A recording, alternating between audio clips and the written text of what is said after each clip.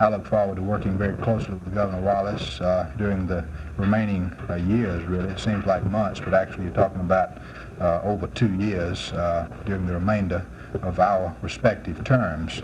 And I think you're going to find a very close relationship between the two of us, and I think you're going to find that this is going to be in the best interest of all the people of this state.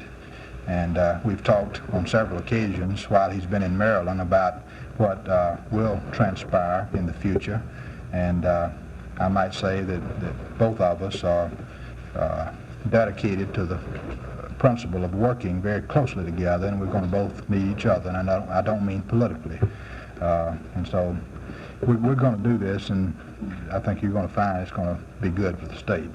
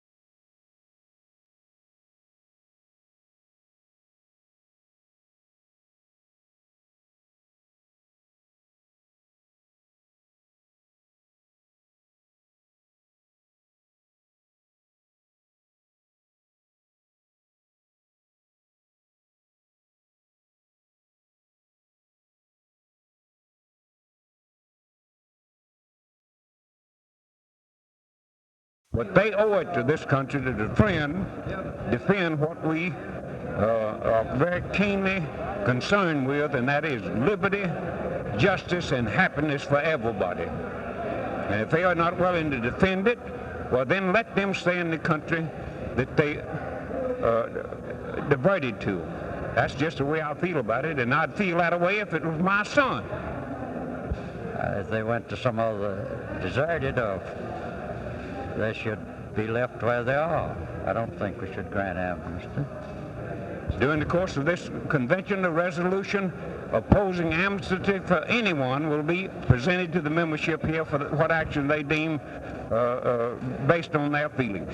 It will directly, specifically deal with amnesty.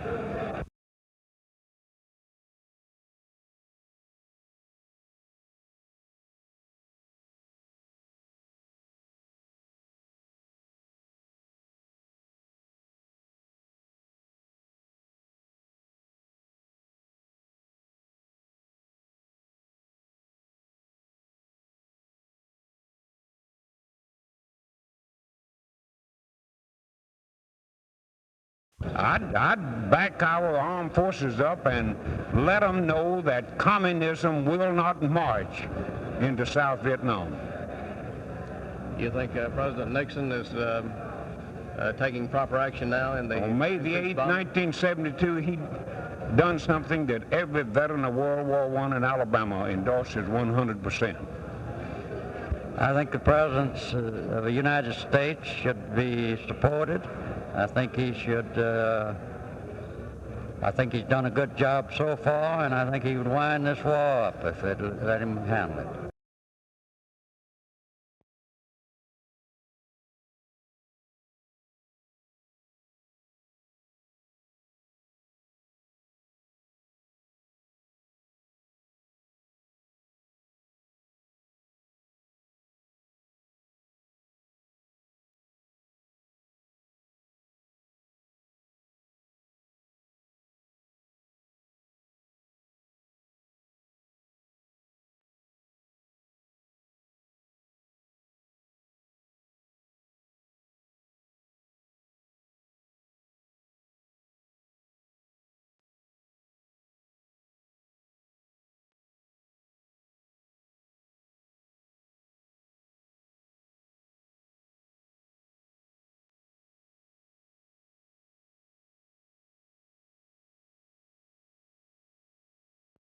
So many parents elect to attend pre-college counseling at Auburn that a special program has been arranged for them when they accompany their campus-bound sons and daughters this summer. The parents are invited to attend an opening convocation with students on the first day of the two-day orientation sessions. Here they have the opportunity to meet with members of the university faculty and staff and to become better acquainted with Auburn. But pre-college counseling is, after all, for the students, and they come to campus in groups of 250. While here, the students are guided by 30 upperclassmen who help them become familiar with agencies which will assist them when they return in the fall. This program is required of all students who plan to enroll as first-quarter freshmen in September. It's designed to help the student realize his academic aptitude, strengths, and weaknesses so that he can make a realistic curriculum choice. This is accomplished through a battery of test and individual counseling. When the new War Eagle returns for classes at the beginning of fall quarter, we will join a growing student body totaling 16,000 students. This is Johnny Matthews reporting from the campus of Auburn University.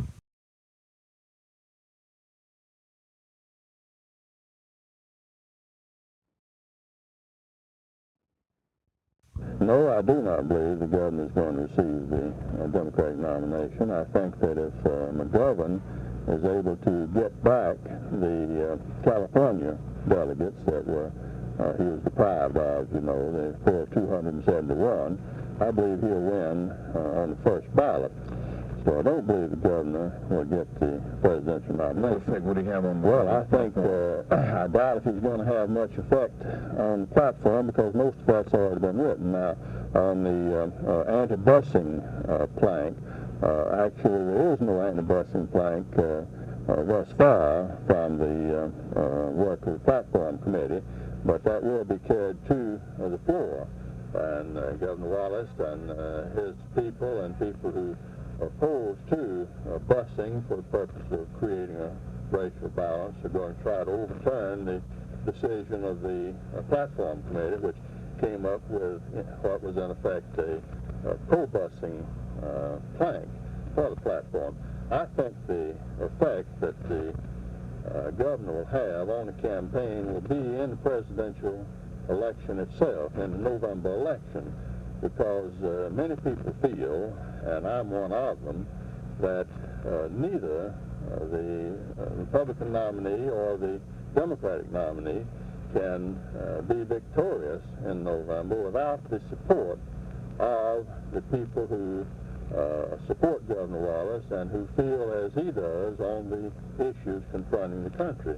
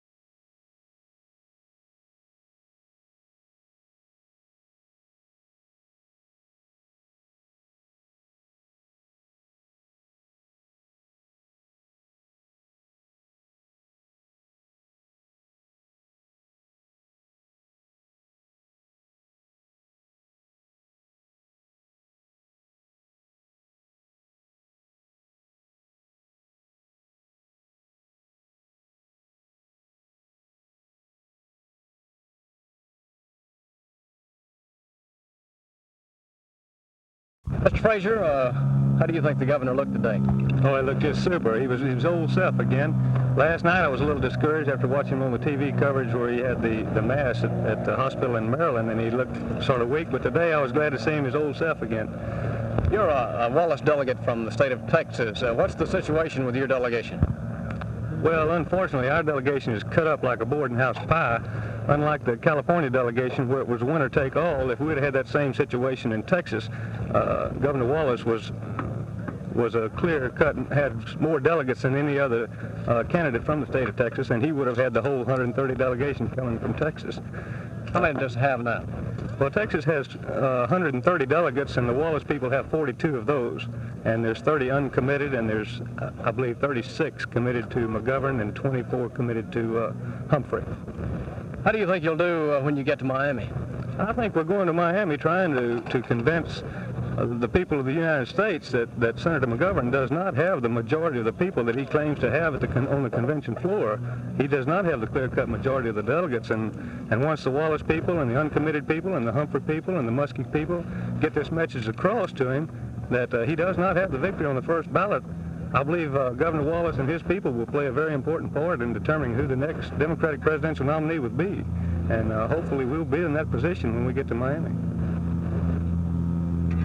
What if Governor Wallace does not get the nomination? What would you think, who would you push for president then? Well, it doesn't necessarily mean that Governor Wallace has to have the nomination, but if we can get the person elected that can live with a platform that Governor Wallace has been pushing for the last 4, 5, 6, 8, and 10 years, then that's what we're looking for primarily. If he will throw his support to a presidential nominee that will carry the planks and a platform on busing and on some of the major issues that Governor Wallace has been discussing for the years, and we can buy and push and support a candidate like that. One of the greatest needs in this country is for tax reform to relieve the middle and lower income people, many of whom are taxed to death. Middle class America is discriminated against both by inflation and inequitable taxation. I favor the closing of tax loopholes in the trust and foundation area. I will also continue to support legislation to make sure the very rich pay their equitable share of the taxes. Neither rich Madison Avenue corporations nor millionaires should be allowed to escape tax-free.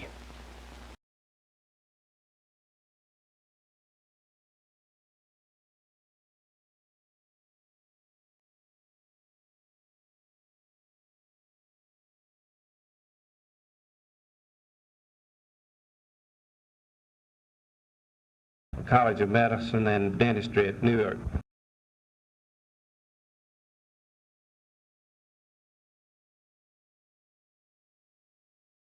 And I'd like to emphasize that we are, in our whole area, trying to help teachers become informed so that they can integrate this information into the curriculum or into their classrooms as they relate with the youngsters of the state of Alabama.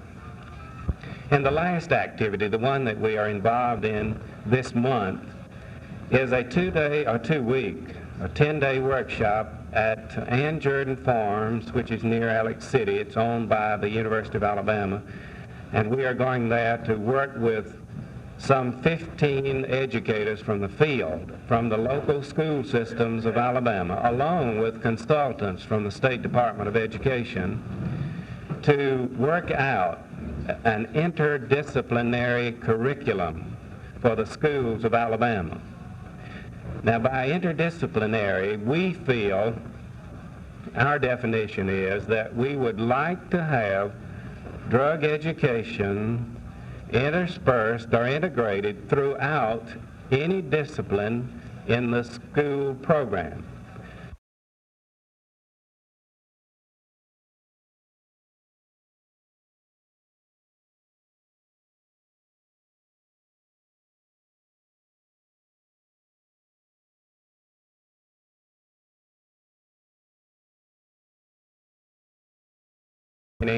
And work in the schools of Alabama beginning July 1 of 1970, and mainly provide informational programs. Very much.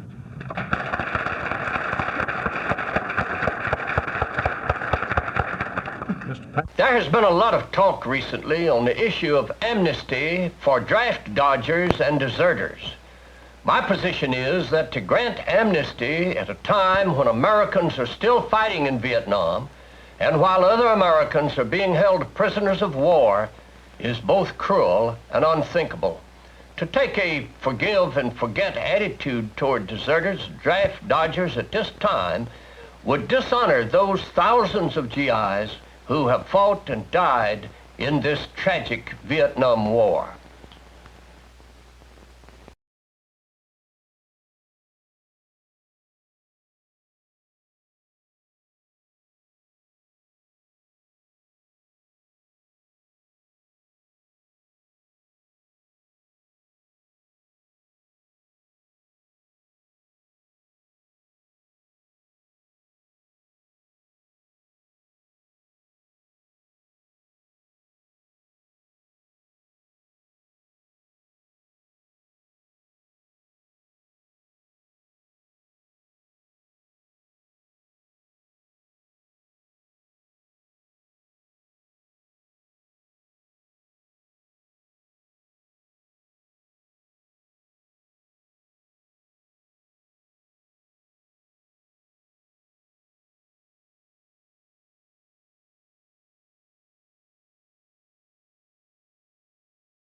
State Superintendent Dr. Leroy Brown said the second Tuesday of July each year is the only meeting date set out in state law. It is set aside for the election of the vice chairman of the board.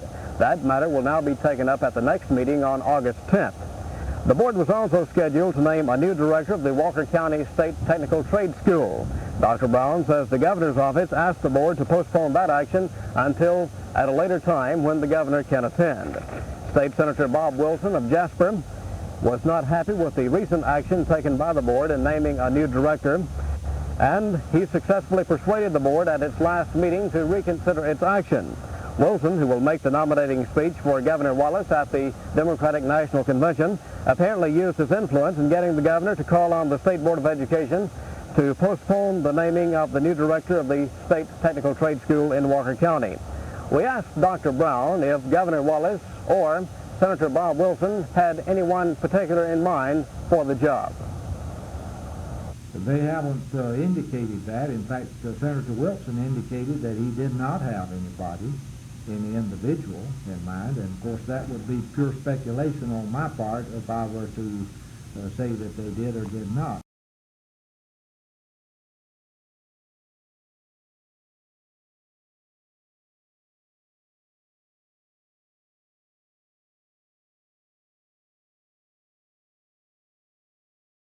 The legal opinion from the Attorney General was that we'd have to call the meeting. And we did, and we wanted to have the meeting and would have had we had the quorum.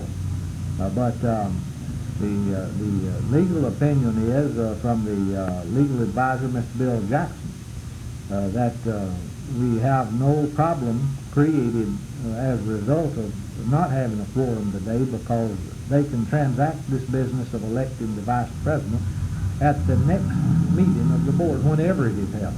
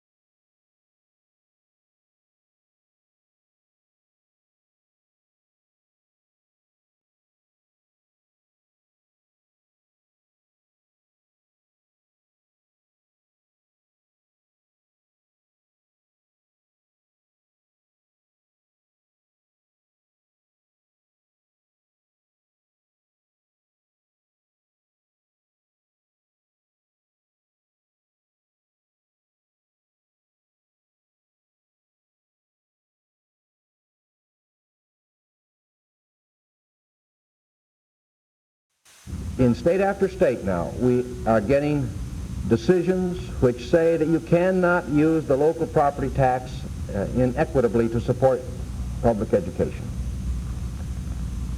If we're going to overcome that, obviously the state is going to have to take over a much larger, if not the entire, responsibility for financing education. If that holds true, and I think it will, then what about the inequality that exists among states in terms of the opportunity to support quality education? You people know the statistics on the relative wealth of the states. What ultimately will the courts decide on that issue? Will the federal government have to step in someday and equalize educational opportunity? My opinion is that it will, whether we like it or not.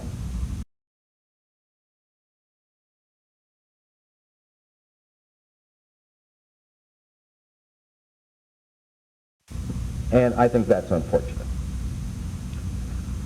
Under what might otherwise have been the outcome, specifically the Serrano decision,